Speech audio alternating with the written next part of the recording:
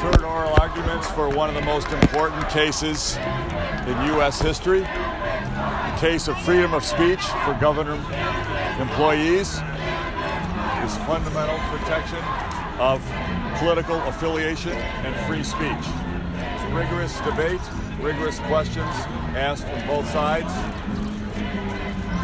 Also at core of this is not only free speech, it's battling conflicts of interest and corruption. It is a conflict of interest, a fundamental conflict of interest, when a government union boss can give campaign contributions and state-paid employees to work for a politician's campaign, then after they're elected, negotiate with them on a new union contract and set those terms. If that happened in the private sector, someone would go to jail. In government, it's standard. This is a fundamental difference between government unions and private sector unions. There is a dramatic, fundamental difference.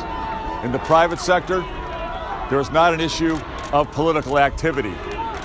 In government, a government union, everything a government union does is political by its very nature. It impacts taxpayers, it impacts government and politics. 100% of what a government union does is political by nature. And therefore, forced payment of dues is political speech that's forced against the choice of a government employee. That is wrong. And then when those dues can be used to pay a politician to get them elected, and then influence their decision on the type of contract terms they give, that is corrupt at its core. It is a conflict of interest.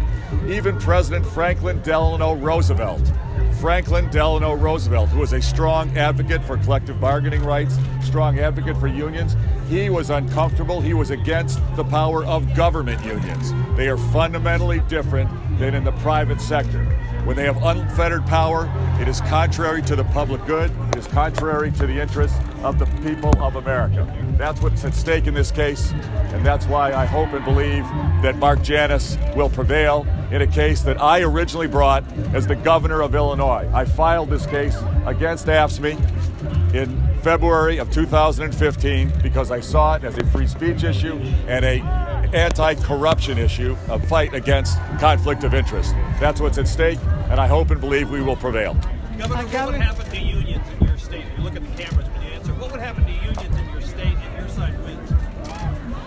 Government unions, and this has nothing to do with trade unions, government unions will be forced to compete to represent state workers and workers in local governments and in school districts.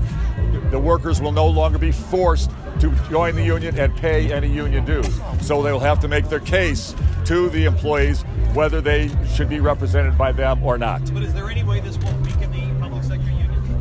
It'll be up to the state employees, local government employees, and the teachers to decide whether they want to be in the union and support that union's political activity. By its very nature, everything that a government-related union does is political. It'll be up to the employees and the teachers to decide whether they want to support that or not.